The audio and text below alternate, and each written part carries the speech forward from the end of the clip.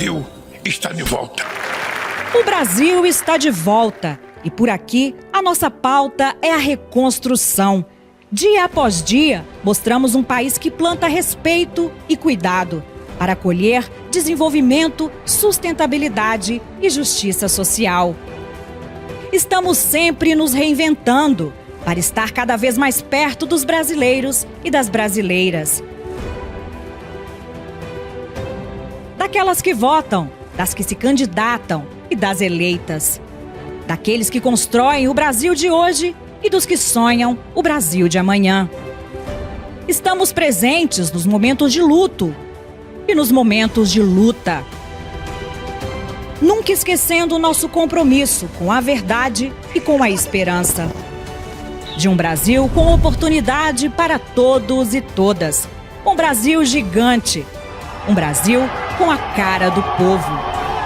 Para quem já é de casa, siga em sintonia com a gente. E para você, que ainda não é, muito prazer. Fazemos parte da Rede PT de Comunicação. Somos a TV PT. Aqui brilha uma estrela.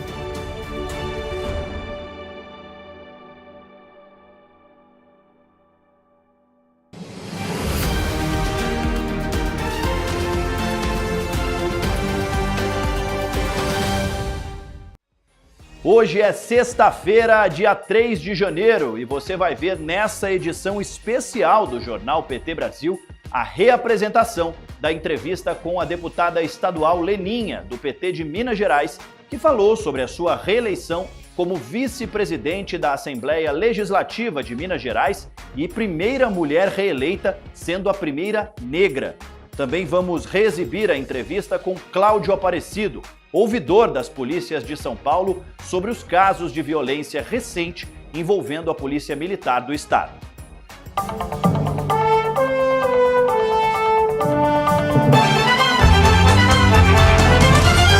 Hoje nós recebemos o ouvidor das polícias do Estado de São Paulo, Cláudio Silva, o Claudinho, para falar então sobre essa situação que vem acontecendo, esses recentes casos que vem repercutindo de violência envolvendo a PM paulista. Muito obrigado pela sua participação aqui, viu? Boa tarde. Boa tarde. Claudinho, eu queria começar te perguntando então, assim, nos últimos meses a gente vem acompanhando aí diferentes casos de violência da Polícia de São Paulo, envolvendo a Polícia Militar de São Paulo, né, que repercutiram em todo o país, né? No governo Tarcísio, a violência policial cresceu 82% de 2023 para esse ano, né? Como atuar para diminuir essa letalidade policial, Claudinho? Eu acho que uma primeira questão a ser considerada aí é o quanto essa tropa tem sido orientada a atuar com essa rigidez e dureza no atendimento à população.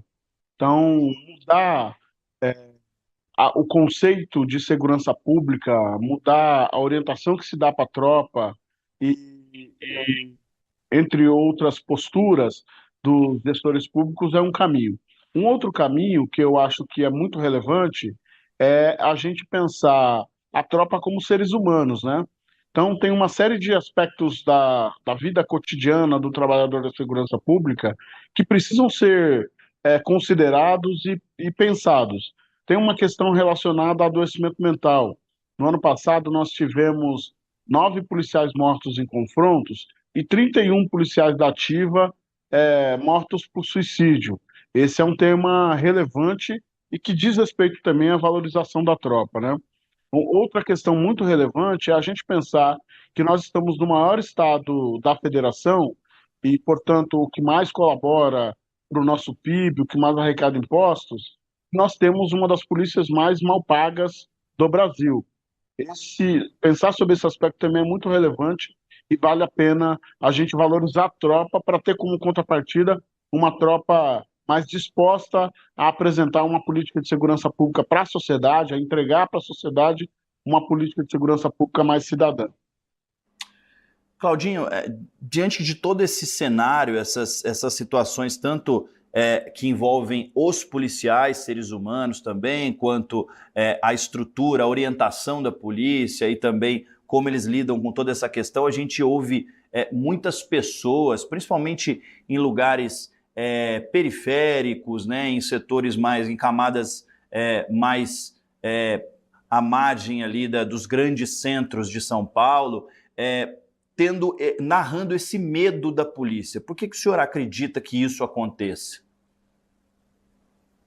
Isso acontece porque a gente, infelizmente, ainda tem uma polícia muito truculenta. Muito truculenta, e eu atribuo essa truculência da polícia a duas movimentações que houveram no último período aqui no estado de São Paulo. Primeiro, uma orientação de dureza na ação da polícia. Nós tivemos diversos posicionamentos do próprio secretário de Segurança Pública, quanto do governador e até do comandante-geral, no sentido de que os policiais sejam duros. Tem até um vídeo que circulou na internet que o comandante-geral fala para os policiais não hesitarem em fazer uso da força, né? Isso é um aspecto. Outro aspecto também é o caminho que fez o secretário de Segurança Pública, infelizmente, de desconstrução do aparato de controle interno, que é a Corregedoria da Polícia Militar. Isso também faz com que os policiais se sintam à vontade para poder aplicar uma política de segurança pública com truculência, visto que eles avaliam que isso vai ficar impune, que vai haver impunidade.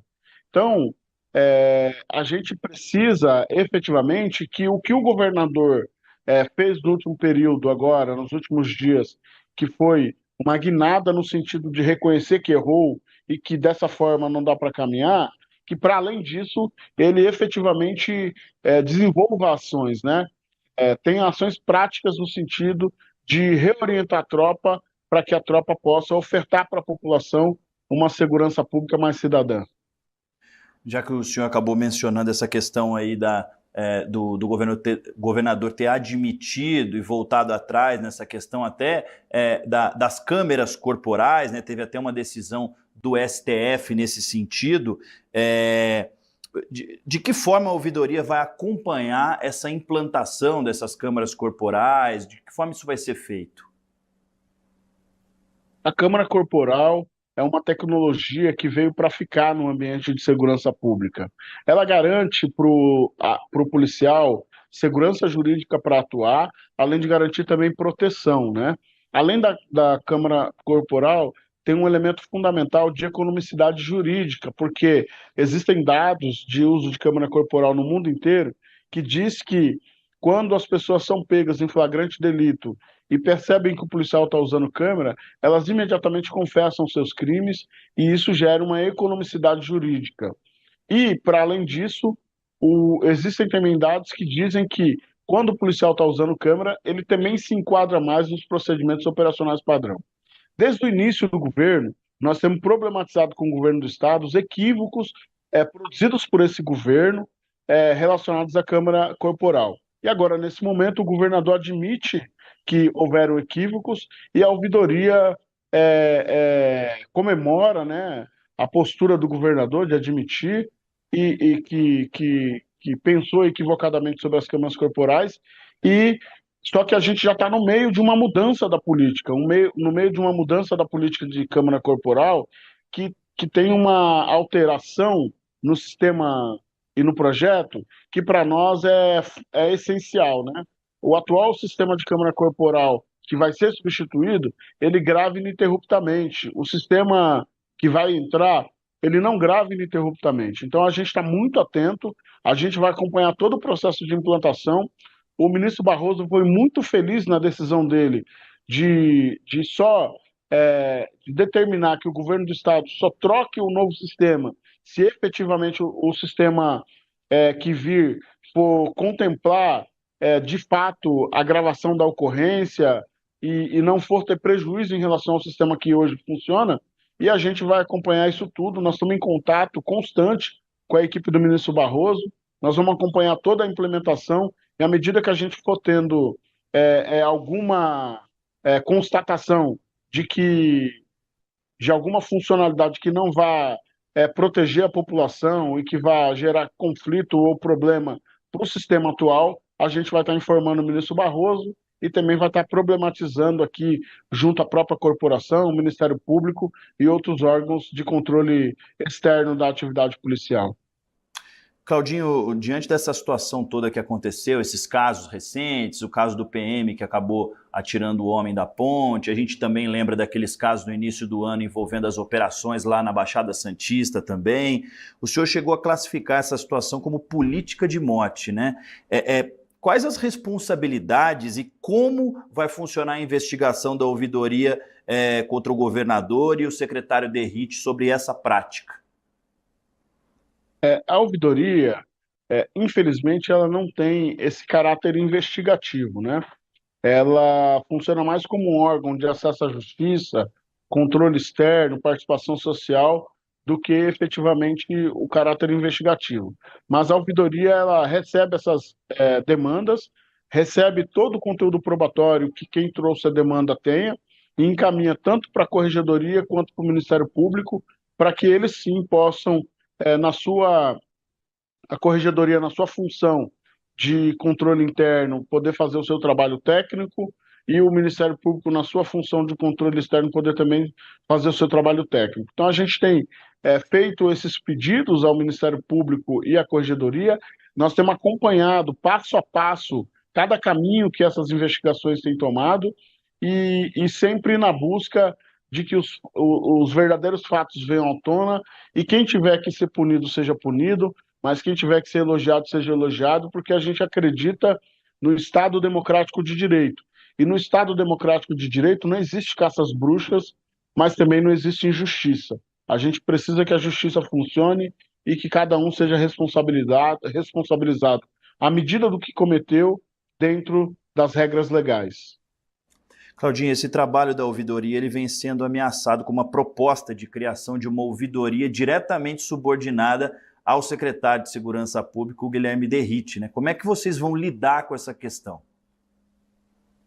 É importante dizer que esse é mais um fato que a gente considera uma arbitrariedade praticada pela atual gestão. Quando o secretário ataca a ouvidoria da polícia, criando uma ouvidoria paralela, primeiro, ele sinaliza para a tropa que esse órgão que tem feito um contraponto às atividades ilegais praticadas pela tropa, ele está sendo atacado, né? Então isso dialoga com a subjetividade da tropa. Por um outro lado, ele comete uma ilegalidade, por quê? Porque boa parte das atribuições que ele apresenta nessa ouvidoria paralela, elas já estão sob a responsabilidade da ouvidoria da polícia, que foi criada por força de lei, que tem um valor jurídico muito superior ao valor de uma resolução do próprio secretário. Nós nós denunciamos isso já às autoridades, ao próprio Ministério Público foi provocado em relação a isso. Tem uma série de entidades de direitos humanos, como, por exemplo, a Comissão Arnes, a própria Conectas de Direitos Humanos, que também tem se debruçado sobre isso.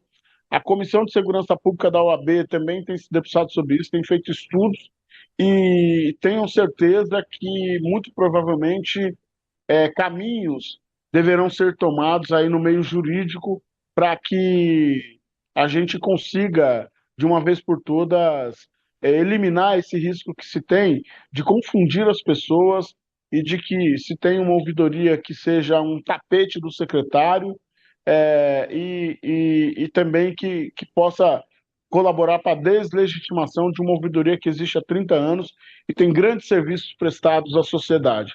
Então a gente está atuando, estamos vigilantes, e a gente tem certeza absoluta que num curto espaço de tempo isso será matéria de debate jurídico, e a gente não manterá a ouvidoria da polícia, que tem feito um trabalho ao longo dos últimos 30 anos de fortalecimento de uma segurança pública com cidadania. Nós não colocaremos esse trabalho em risco, com toda certeza. O Claudinho, a própria corregedoria da Polícia Militar também teve a atuação diminuída, né? Lembrando que o corregedor precisando pedir autorização para o comando da PM para abrir uma apuração contra um policial. Como fortalecer esses órgãos de correção das polícias nesse governo?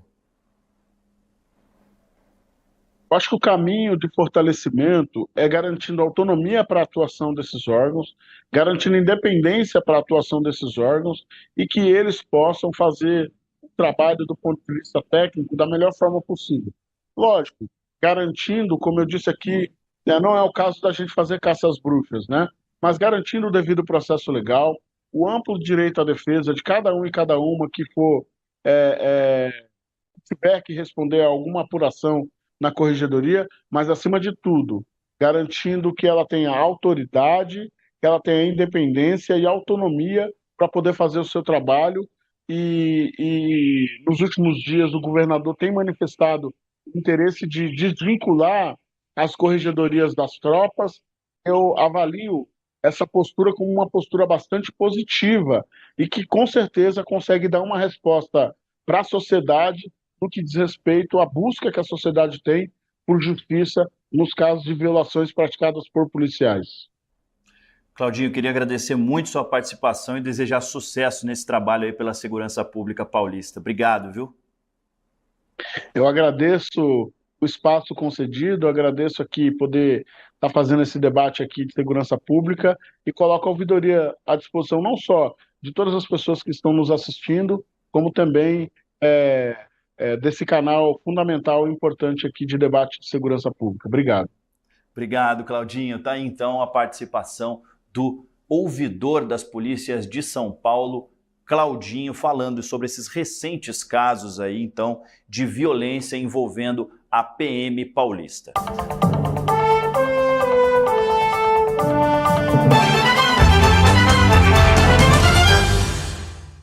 Já olhou para alguém e pensou, o que passa na cabeça dela? Rádio. Gosto de rádio. Em 2024, a Rádio PT conquistou um crescimento impressionante, conectando mais e mais pessoas com informação e música de qualidade.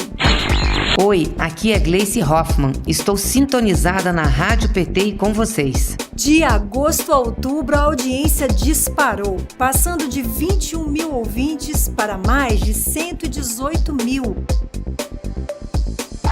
Sou Dilma Rousseff e você está sintonizado na Rádio PT. A Rádio PT está no ar 24 horas, trazendo as últimas notícias, análises e a programação que a militância tanto espera. Programas diários como Notícias do PT e o jornal PT Brasil seguem ampliando sua voz, além de podcasts que já ultrapassaram 4.600 episódios. Você que está ouvindo a Rádio PT, continue sintonizado ou sintonizada. A Rádio PT também faz a gestão do podcast do Lula, com mais de 720 episódios produzidos. Seus discursos, pronunciamentos e entrevistas estão lá em radio.pt.org.br/Lula. Aqui é o Gilmar Tato e eu estou na sintonia da Rádio PT. Seja pela rádio online, pela nossa rádio agência ou nos podcasts, a Rádio PT está presente em todas as plataformas. E você, claro, é parte fundamental desse crescimento. Gente, eu quero agradecer de coração os nossos ouvintes da Rádio PT pelo acompanhamento. Com você, a Rádio PT não para de crescer. Em 2025, vamos mais longe. E você faz parte dessa jornada. 2024 foi um ano de transformação e reconstrução.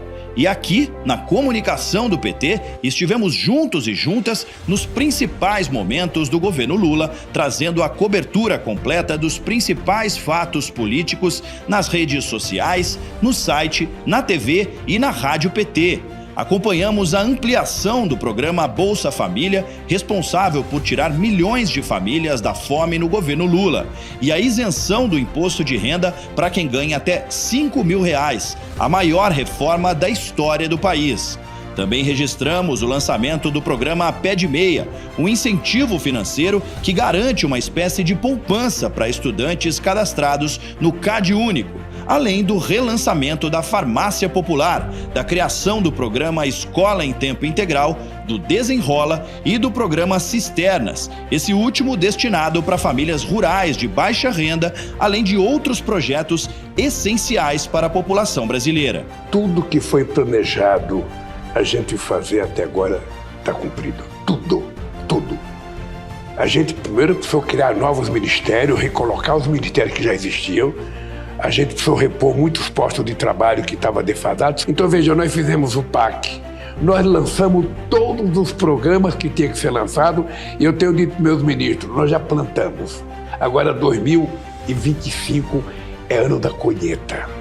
Estivemos juntos também em muitos momentos de vitória, como nas eleições municipais de 2024. De 2024 mostra um processo de reconstrução do PT no processo eleitoral local. Desse ano, ganhamos novos companheiros e companheiras, um apoio fundamental para reforçar nosso compromisso com a verdade e com os valores democráticos. Trabalhamos a todo vapor para levar até você uma programação renovada com informação de qualidade para todas as idades. Por isso, a comunicação do PT agradece a todos os brasileiros e brasileiras que estiveram com a gente ao longo desse ano tão importante. Boas festas e até 2025. Comunicação PT. Aqui brilha uma estrela.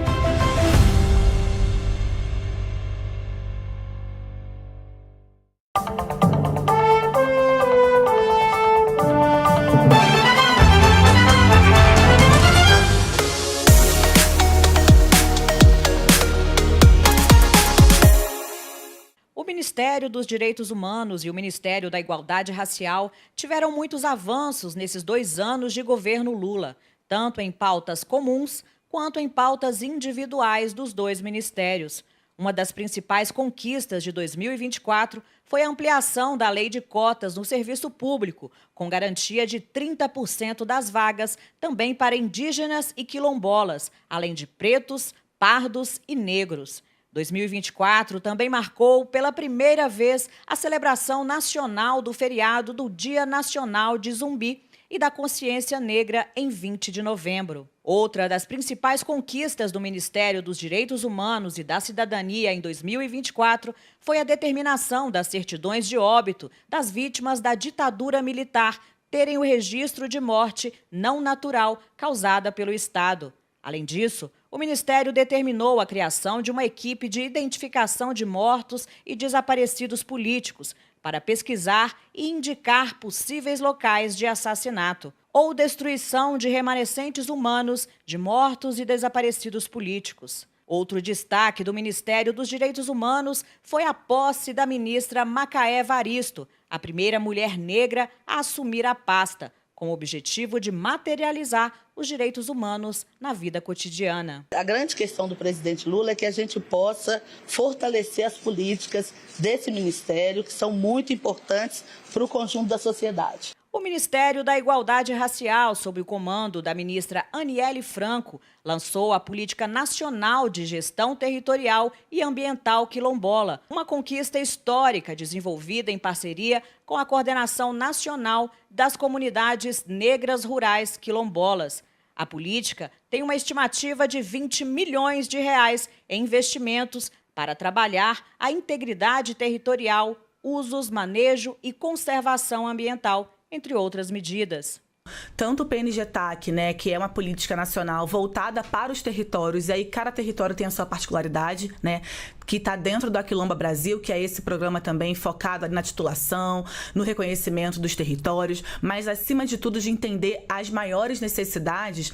Esses são os nossos próximos passos, né, fortalecermos cada vez mais os territórios quilombolas, pensar e acelerar, né, as titulações, como nós temos conseguido também desde o ano passado até hoje, em novembro, a gente tem acelerado ali as titulações com as parcerias do MDA, do INCRA e tantos outros que nos acompanham. Outra ação foi o Pacto pela Igualdade Racial, uma iniciativa que define 159 ações para que empresas públicas e privadas possam ampliar o compromisso para lutar contra o racismo.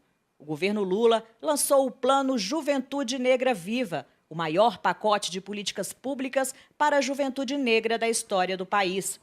6 mil jovens negros foram ouvidos para formar um documento com 11 eixos de atuação e 217 ações de combate às vulnerabilidades que afetam a juventude negra brasileira e a violência letal baseada no racismo estrutural. Enquanto estamos aqui reunidos, em algum canto do país, a uma pessoa negra sofrendo agressões verbais, físicas, única e exclusivamente por conta da cor da sua pele. Ou pior, confundida com bandido e executada a sangue frio. Ou então, vítima de uma bala perdida, que quase sempre encontra um corpo negro em seu caminho e que tantas vezes mancha de sangue um uniforme escolar e rouba a alegria e a paz de famílias inteiras no nosso país. Não podemos achar normal. Não podemos assistir apáticos ao extermínio da juventude negra do nosso país. Queremos nossos jovens vivos, com acesso a todas as oportunidades a que eles têm direito. O Ministério dos Direitos Humanos, em conjunto com o Ministério da Igualdade Racial e o Ministério dos Povos Indígenas, encerrou 2024 com o lançamento do programa Bem Viver Mais, um plano nacional de enfrentamento à violência e promoção dos direitos humanos e das pessoas LGBTQIA+, nos territórios do campo, das águas e das florestas. Nós vamos conversar com a deputada estadual do PT em Minas Gerais, deputada Leninha, reeleita como primeira vice-presidenta da Assembleia Legislativa de Minas Gerais. Bem-vinda aqui ao Jornal PT Brasil. Muito obrigado por atender a gente e conversar com a gente, viu, Leninha? Eu cumprimento você, Matheus, e todos aqueles que acompanham o jornal da TV PT. É uma alegria estar aqui para esse bate-papo. E, mais uma vez, muito feliz pela minha recondução na mesa diretora da Assembleia de Minas Gerais. Leninha, queria começar te perguntando, então, assim, depois de mais de 25 anos, 26 anos, a senhora é a primeira mulher e a primeira mulher negra a ocupar, então, e ser reeleita para a mesa da Assembleia de Minas Gerais. O que isso significa para você e também para a política mineira? Bom, é importante ressaltar que a luta de nós mulheres no parlamento é antiga, então eu também atribuo um pouco essa ocupação neste lugar, pela primeira vez na história de Minas Gerais, a parlamentares que já passaram também aqui na Assembleia de Minas e que lutaram muito para que tivéssemos uma mulher na mesa e tivéssemos, no meu caso, a primeira vice-presidenta da Assembleia, que é um cargo assim, que tem uma simbologia muito grande da força, da coragem das mulheres de Minas Gerais e o fato de ser mulher, mulher negra, daquelas que veio de baixo para ocupar a política, ocupar um espaço tão importante como esse, significa que nós podemos estar, conquistar, lutar, e nós podemos, de fato, além de estar nesse lugar, contribuir para uma outra política que tem esse olhar, esse cuidado, né? Nós estamos falando da nossa capacidade também de formular, de elaborar, de fiscalizar e de contribuir para a prática da boa política, que é o que a gente acredita que nós temos essa missão, enquanto petista, enquanto mulheres, mulheres de periferia, mulheres negras.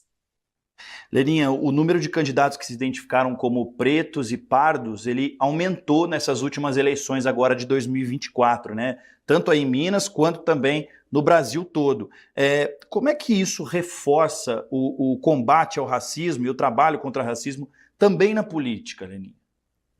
Bom, é fundamental que nós estamos chegando em maior número. Penso que a nossa presença, não só a minha, mas de várias parlamentares negras, desde as câmaras municipais, aos executivos, né? Também ao Congresso, ao Senado, enfim, que é um número pequeno, mas acho que a nossa presença mobiliza, acho que a nossa presença motiva as pessoas a perceberem que elas também podem.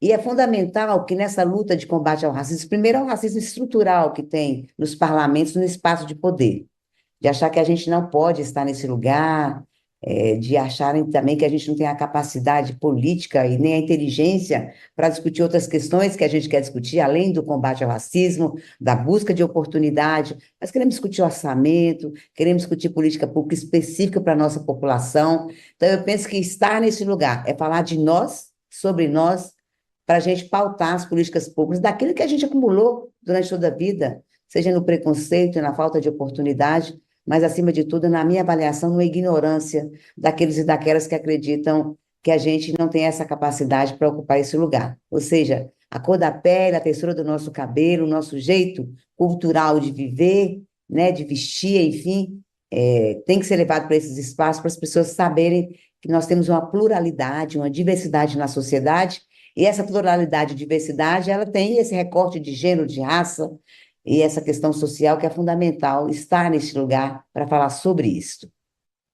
Leninha, e como ainda sobre essa questão das eleições, como é que a senhora vê essa questão do fundo partidário também ser direcionado aí para mulheres, para pessoas negras? Como é que a senhora vê isso?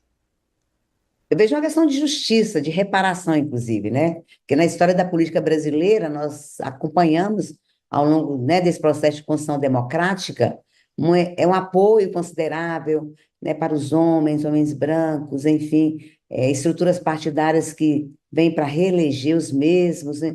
Não criando condições para aqueles que não estão nesse espaço possam chegar. Então, eu creio que foi uma reparação à justiça e um avanço, porque no PT já havia uma prática de cuidar dessas candidaturas ditas minoritárias, mas tornar isso uma legislação federal, para mim, é um avanço do Tribunal Superior, quando enxerga de fato que nós temos mais dificuldades para entrar nessa seara da disputa, nós temos mais dificuldades para as pessoas, né, a gente acessar essas pessoas, enfim, penso que criar condições financeiras para a gente poder ir para a disputa de uma forma pelo menos mais equilibrada é fundamental para a gente poder chegar onde a gente quer chegar.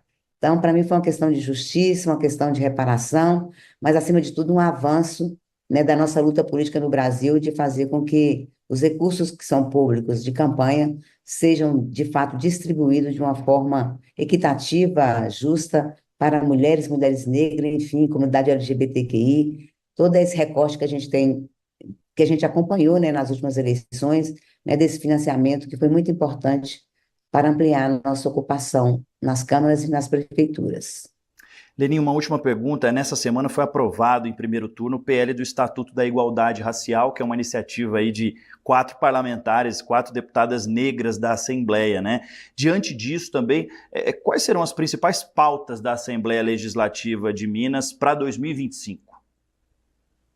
Bom, a gente aprovou em primeiro turno, é importante ressaltar que foi uma posição coletiva, são 4 parlamentares, 3 do PT, né? Eu, do PT, a Macaé, que é ministra, estava aqui na casa também, ajudou nesse processo de construção, e a deputada Andréa de Jesus, e a gente tem uma deputada da Rede, Ana Paula Siqueira. Então, nós éramos 4 parlamentares negras, nós agora somos 3, mas esse processo foi iniciado há mais de um ano, e agora a gente conseguiu, depois de muito escuta, uma construção coletiva, participativa, a gente descentralizou o debate. A Assembleia foi em várias regiões, em 7 regiões do estado de Minas Gerais, para, junto com o movimento negro, com as organizações que atuam no combate ao racismo, construir esse projeto. A nossa intenção, inclusive, o grande debate que o Estatuto prevê, desde a discussão sobre a saúde da população negra, mas também aos investimentos dos recursos públicos para essa população. Criação de oportunidade de emprego, oportunidade de mais estudos, enfim. Nós queremos, para 2025, incidir sobre o orçamento do Estado. A gente quer que o governador, além de sancionar o projeto, que a gente possa discutir efetivamente recursos, né, do Estado para garantir programas e projetos que cheguem lá na ponta para, de fato, mudar a nossa vida, a vida do nosso povo. Então, nós estamos falando de os termos de ajustamento de conduta, as multas ambientais que o Estado tem, todo esse recurso que são reinvestidos em programas e projetos, que o percentual desse recurso seja investido nesses programas, para a gente combater não só o racismo, mas principalmente na busca de oportunidades para a nossa juventude negra, para as mulheres. Então, nós vamos incidir muito sobre esse debate de orçamento, porque não basta ter um estatuto, ter uma elaboração coletiva, se ele vai resultar num documento que fique na gaveta. Nós queremos que esse documento chegue para mudar a vida das pessoas lá na ponta, nas favelas, nas periferias, nas comunidades tradicionais do estado de Minas Gerais, indígenas, quilombolas, geraizeiros, enfim, todo esse povo aí que ficou muito tempo esquecido no orçamento, a gente quer agora colocá-lo para que a gente possa desenvolver essas ações de mudança e transformação da vida das pessoas. Leninha, queria agradecer muito a tua participação aqui com a gente e desejar sucesso aí nessa missão, nessa batalha aí na Assembleia de Minas, viu? Obrigado. O Jornal PT Brasil de hoje termina agora. Obrigado pela sua companhia e participação. Segunda-feira a gente se encontra aqui ao vivo no mesmo horário. Continue com a gente pelas redes. Sextou! Tchau!